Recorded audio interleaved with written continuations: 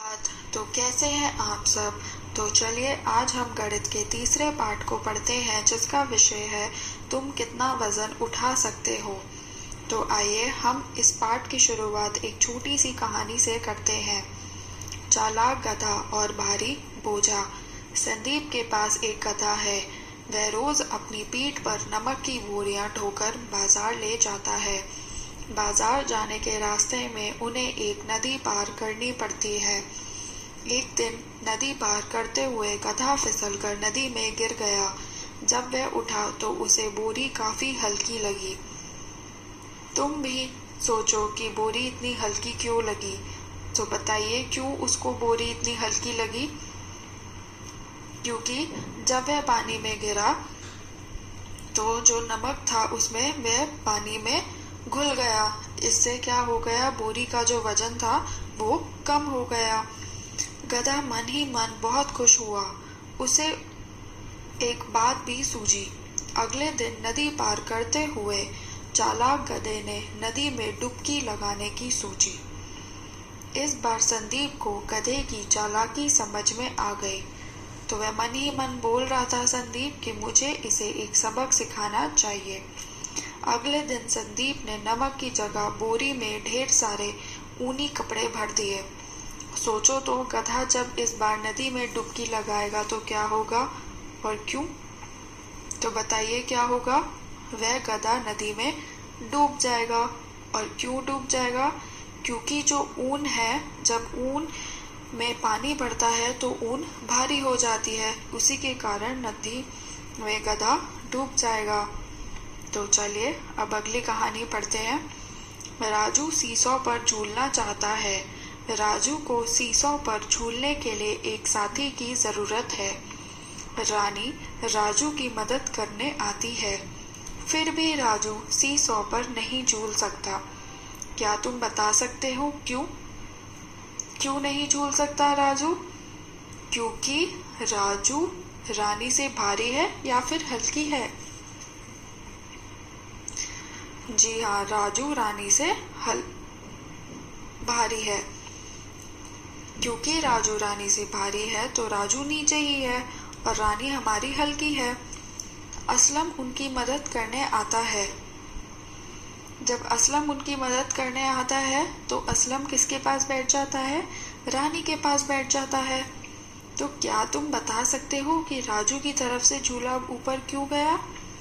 इसलिए गया क्योंकि रानी पहले हल्की थी, परंतु असलम के आने की वजह से रानी और असलम का जो वजन है वो राजू के बराबर हो गया, इसलिए राजू ऊपर उठ गया। तो इसका मतलब ये हुआ रानी और असलम से राजू भारी है या हल्का, बताइए। रानी और असलम से राजू हल्का है और असलम और रानी भारी है। अच्छा सुबजा, मैं अपने साथ अपना थैला रख लेता हूँ। हमें इस झूले में बहुत मजा आ रहा है। और फिर वे आपस में झूलने लग गए। तो चलिए अब अगला अभ्यास कार्य करते हैं, भारी या हल्का। दो चीजों में कौन सी सीसॉ को नीचे की ओर ले जाएगी। उदाहरण देखो, भारी चीजों को मिलाने के लिए रेखा खींचो। आपको कुछ वस्तुएं दिख रही हैं और उसके बराबर में सीसॉ। तो जो चीजें नीचे की ओर ले जाएंगी सिर्फ उन्हीं वस्तु का आपको मिलान करना है नीचे की तरफ। जैसे एक तरबूज और एक कद्दू।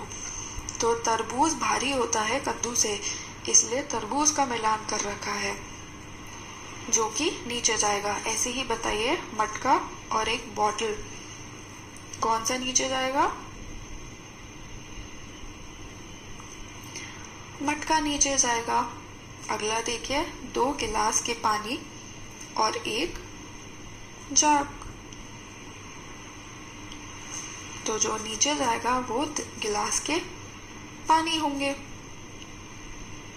और हम गिलास के पानी को भर देंगे, तभी तो वो वजन उसका ज्यादा होगा। अब अगला देखिए, एक कप और एक बाल्टी। तो कौन सा भारी होगा? एक बाल्टी। बहुत बढ़िया।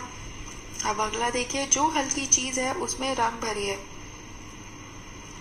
तो बताइए कौन सी हल्की चीजें हैं। टेनिस बॉल या फुटबॉल में से कौन सा हल्का है। टेनिस बॉल, तो हम टेनिस बॉल में रंग भर देंगे। अगला देखिए, स्कूल बैग या ज्योमेट्री बॉक्स कौन सा हल्का है। ज्योमेट्री बॉक्स हल्का है, तो हम उसमें रंग भर देंगे। तो चलिए अब अगली कहानी पर आते हैं। छोटू बंदर और गाजरे। चिक्की और मिक्की खरगोश को एक थैला मिला, उसके अंदर गाजरें थीं। चिक्की और मिक्की लड़ने लग गए। मैं बड़ी गाजर लूंगा। नहीं, मैं बड़ा हूँ इसलिए मैं बड़ी गाजरें लूंगा। छोटू बंदर उनकी मदद करने आया। हम दोनों गाजरों को बराबर बैठना चाहते हैं, लेकिन कुछ गाजरें बड़ी हैं और कुछ छोटी। हम क्या करें। क्या मैं तुम्हारी मदद कर सकता हूँ।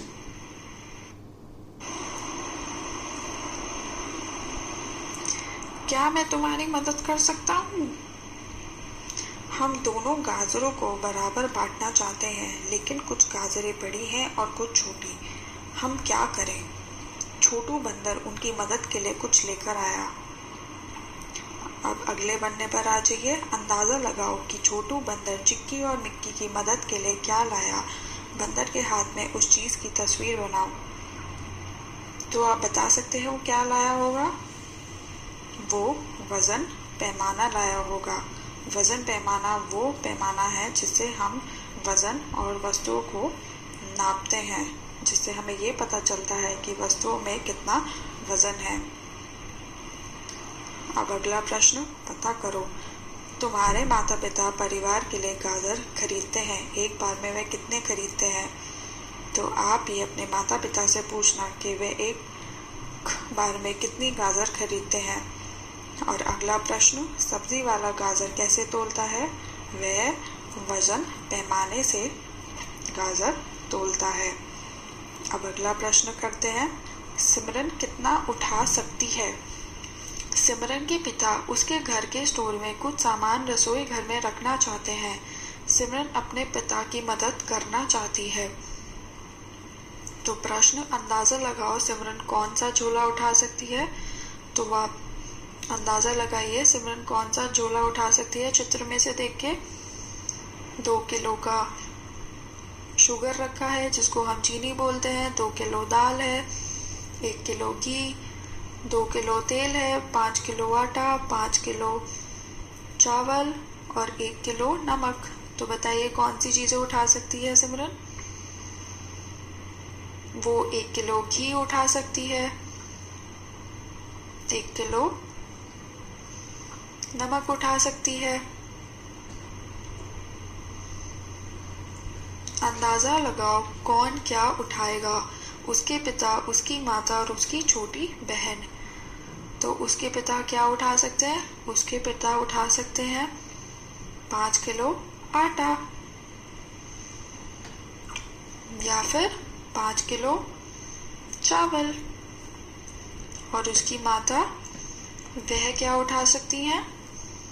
वह उठा सकती है 2 किलो चीनी, 2 किलो दाल या फिर 2 किलो तेल। और उसकी छोटी बहन, वह उठा सकती है 1 किलो नमक का पैकेट